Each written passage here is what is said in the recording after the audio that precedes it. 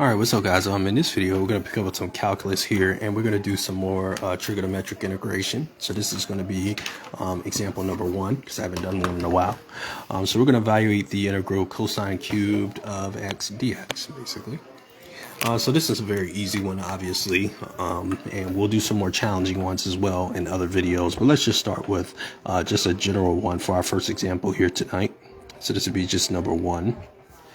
And let's evaluate this. So most of these trig integrals, what you have to do is you have to break up a lot of times the, trig expression that you may be given, or trig function that you may be working with. You need to break it up sometimes and use trigonometric identities to kind of rewrite the integrand so that you can apply a particular integration technique to it to evaluate it, unless you just immediately know an antiderivative right off the top of your head. And we don't know an immediate antiderivative for cosine cubed of x dx right off the top of our head. So what we're going to do is we're going to take the expression and we're going to rewrite it. So cosine cubed of x, keep in mind that's the same thing as cosine squared of x multiplied by cosine x, or cosine of x, excuse me, because we know that if we have basically the same bases, and although you can't explicitly see it, this cosine of x is being raised to the first power. It's just not written. We know we would essentially add the powers, thus giving us cosine cubed of x. We also know that we can use, or we can rewrite cosine squared of x as basically 1 minus sine squared of x, because remember the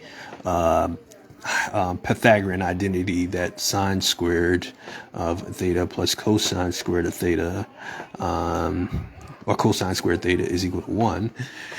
So if we wanted to solve that equation for cosine squared, we would just obviously get 1 minus sine squared theta if we subtracted sine squared theta from both sides.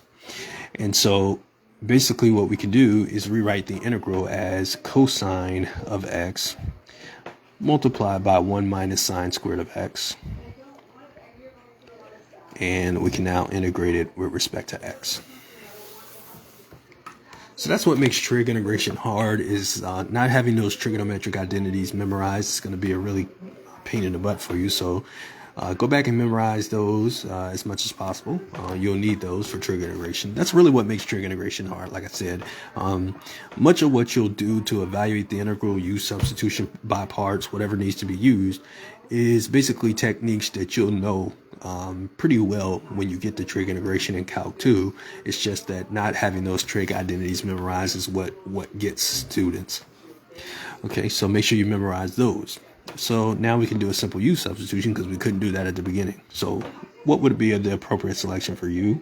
Well, the appropriate selection for u here would obviously just be sine x, because the derivative of sine x is cosine x, and obviously if we picked u to be sine x, well, cosine x will go, and then we'll just be left to integrate 1 minus u squared du.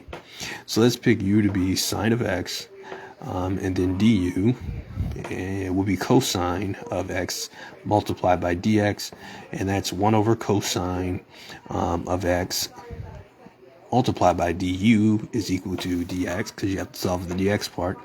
And if you're still not convinced as to what actually happened, this is what happened. So we had the cosine of x. Remember, we didn't touch that.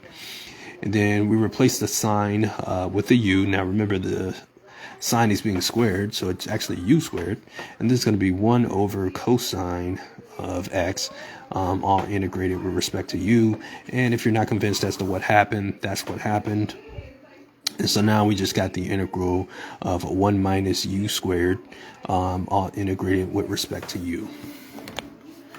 And so obviously if we integrate this with respect to u, we'll get u minus u cubed over 3.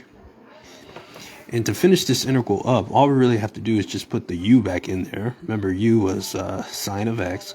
So all we got to do is put that back in there to get our final answer. So our final answer for this, and add our integration constant as well, because it's indefinite integral. So our final answer for the integral cosine cubed of x integrated with respect to x, I'm going to write my answer a little differently, because I don't like the fact that the u is on that side. So what I'm going to do is I'm going to write my answer a little differently. So I'm going to write my answer as negative 1/3 sine cubed of x, and it's going to be plus sine of x. And we need to tackle on a integration constant to our final answer here for it to be valid. So that's your answer for that integral. And that's trig integration in calculus. So we'll do more examples of these and more complicated examples as well, just to kind of get you in the hang of the whole process of dealing with trig integrals. But this is just a general example today. All right, so let me know if you got any questions about it. I'll try to help you out. I'll see y'all next time.